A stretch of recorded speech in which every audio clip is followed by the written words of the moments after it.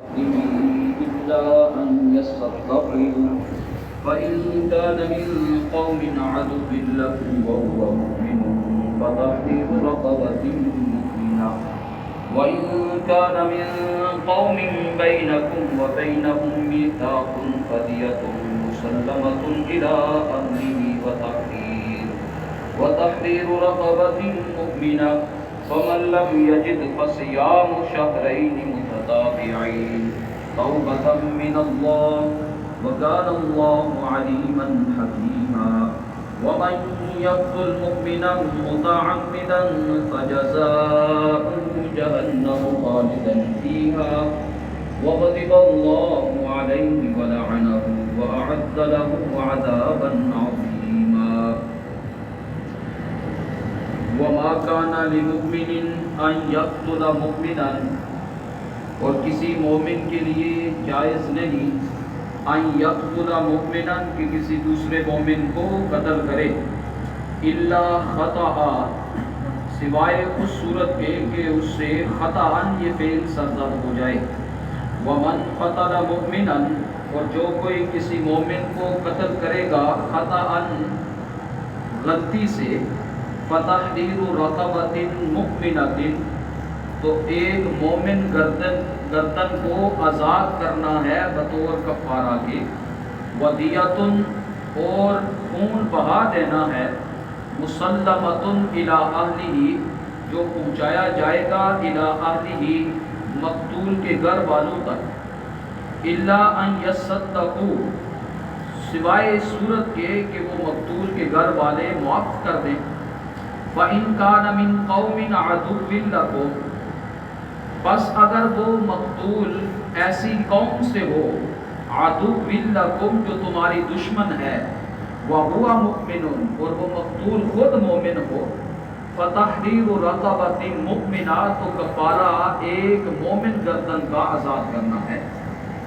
وَإِن كَانَ مِن قَوْمٍ اور اگر وہ مقتول ایسی قوم سے تعلق رکھتا ہو بینکم و بینہم میثاق کہ تمہارے اور ان کے درمیان میثاق کو عہد و پیمان موجود ہے فدیۃ مسلمۃ تو کفارہ ہوگا دیت جو کہ پہنچائی جائے گی الی اہلہ مقتول کے گھر والوں تک وتحریر رقبۃ مؤمنہ اور ایک مومن گردن کا آزاد کرنا فمن لم یجد بس جو آدمی یہ نہ پائے یعنی کہ ایک مومن غلام نہیں ہے اس کے قبضے میں فصیام شہرین متتابعین تو پھر روزے رکھنے ہیں 2 مہینے کے متتابعین مسلسل لگاتار توبۃ من اللہ اس کو جرمانہ مت سمجھو توبۃ من اللہ یہ اللہ تبارک و تعالی کی طرف سے بطور توبہ کے یہ حکم ہے وکان اللہ علیما حکیما اور اللہ تبارک و تعالی جاننے والا اور حکمت والا ومن یقتل مؤمنا اور جو کوئی کسی مومن کو قتل کر دے متعمدا جان بوجھ کر فجزاؤہ جہنم تو پھر اس کی سزا تو جہنم ہی ہے خالدا فیہا ہمیشہ اس میں رہے گا وغضب اللہ علیہ اس پر اللہ تبارک و تعالی کا غصہ ڈالے ہوگا ولعنہ اور اللہ اس پر لعنت کرے گا وَأَعَدَّ لَهُ عَذَابًا عَظِيمًا اور اللہ نے اس کے لیے بڑا عذاب تیار کر رکھا اس سے پچھلی آیات میں اللہ تبارک و تعالی نے اوپر سے کلمہ پڑھنے والے منافق اور پھر جن کا کفر پھر یہ منافقت ظاہر ہو گئی اور کفر ظاہر ہو گیا باہر آ گیا ایسے لوگوں کے ساتھ مسلمانوں کو سختی کے ساتھ کارروائی کرنے کا حکم تھا سخت کارروائی کی اجازت دی گئی کہ ایسے لوگوں کو جہاں پاؤ مار ڈالو جو یوں ایسے مسلمانوں کو نقصان دینے کی درپے ہے البتہ جو مومن ہے تو مومنوں کا آپس کا تعلق کیسا ہونا چاہیے اس بات پر فرمایا بہت ہی زیادہ احتیاط برتنے کی ضرورت ہے کوئی مومن کسی مومن کو جان بوجھ کر کے مار دے تو یہ تو ہو ہی نہیں سکتا کہ مومن کو مار ڈالے المسلم اخو المسلم مسلمان تو مسلمان کا بھائی ہوتا ہے، اور المسلمون کا جسد واحد، سارے کے سارے مسلمان ایک جسم کی مانند ہیں۔ اگر کسی کی آنکھ دکھتی ہے تو جیسے پورے جسم میں درد آ جاتا ہے،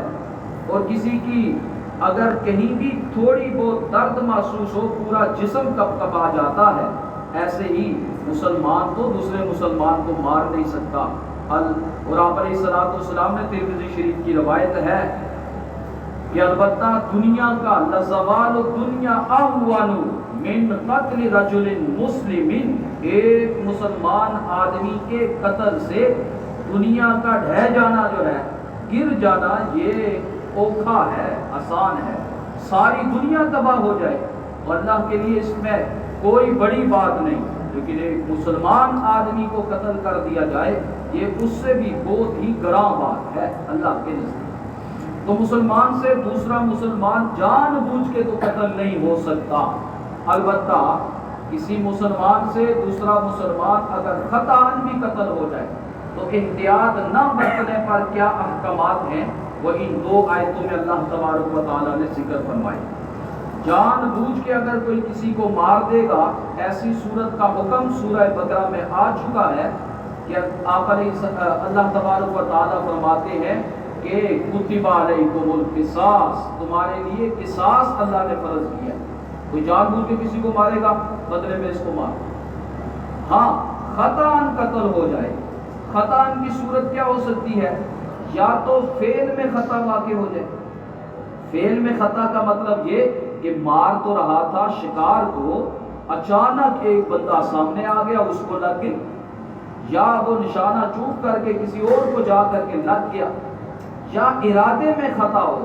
کہ اس نے تو سامنے بکری سمجھی، وہ ہرن سمجھا تھا اور سامنے وہ تھا بندہ اور اس نے اس کو مار دیا۔ تو یہ خطاً قتل کرنا، اگر مسلمان کو خطاً قتل کرے گا تو ایسی صورت میں یہ والے احکامات ہیں جو اس آیت میں بیان کیے گئے ہیں۔ آپ علیہ الصلوۃ والسلام نے ارشاد فرمایا کہ کسی مومن کو سوائے 3 صورتوں کے قتل نہیں کیا جا سکتا۔ پہلی صورت اس میں یہ ہے زنان بعد احسانی،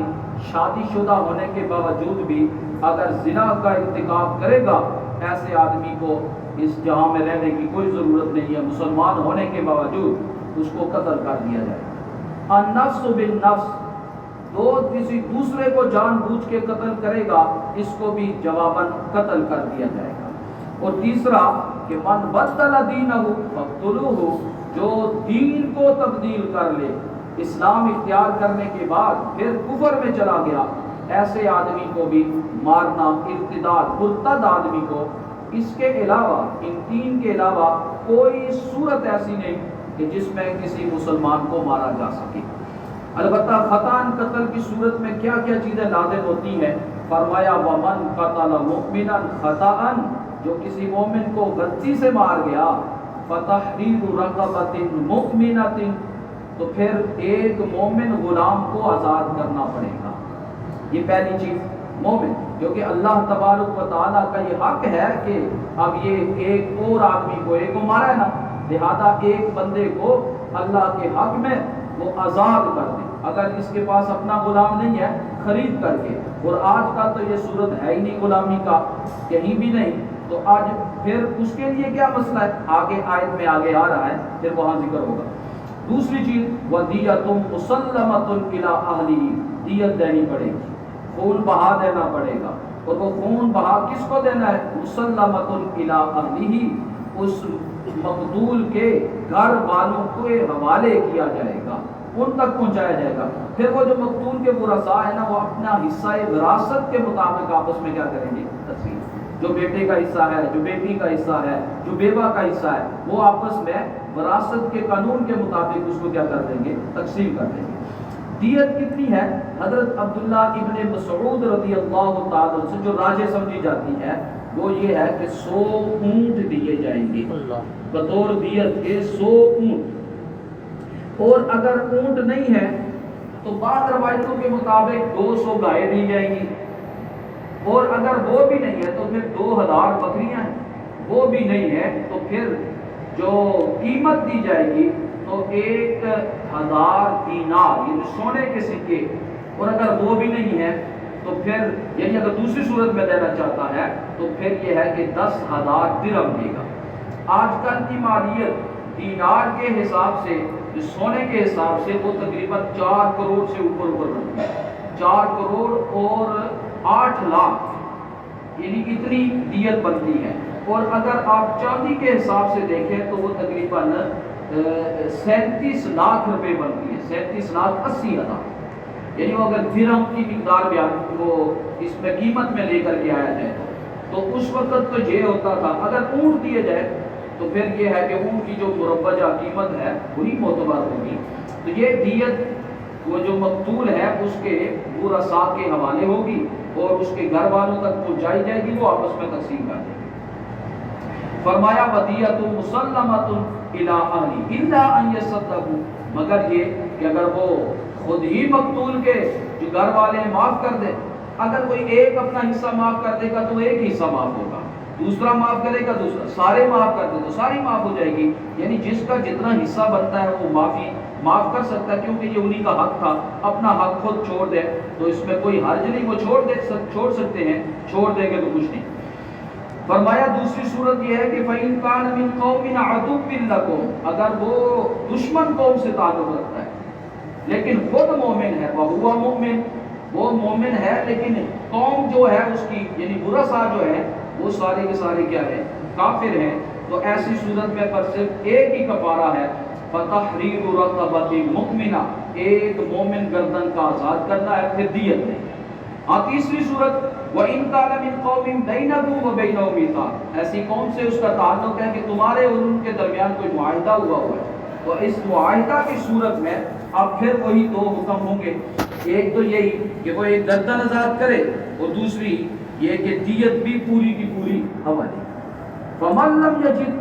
اگر کسی آدمی کے پاس یہ موجود نہیں اور آج کل نہیں ہوتا، پھر کیا حکم ہے؟ فَصِيَامُ شَهْرَيْنِ مُتَتَابِعَيْنِ، 2 مہینے مسلسل روزے رکھنا ہے۔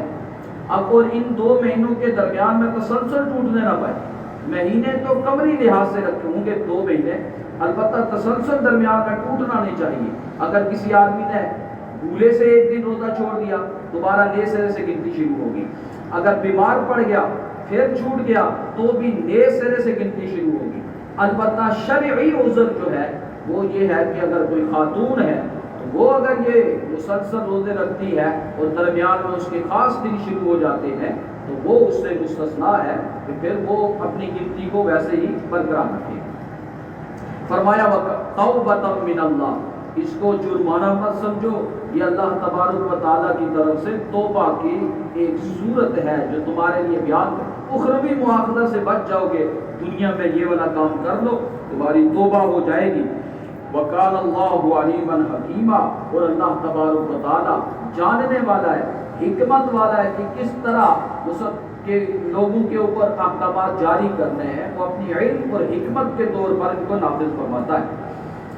دوسری صورت یہ ہے کہ وَمَن يَقْتُلْ مُؤْمِنًا مُتَعَمِّدًا، جو کسی آدمی کو جان بوجھ کے مارے۔ قتل کی ویسے تو بہت ساری قسمیں ہیں، یہاں ایک قتل خطا بیان ہوئی ہے اور دوسری قتل عمد بیان ہوئی ہے۔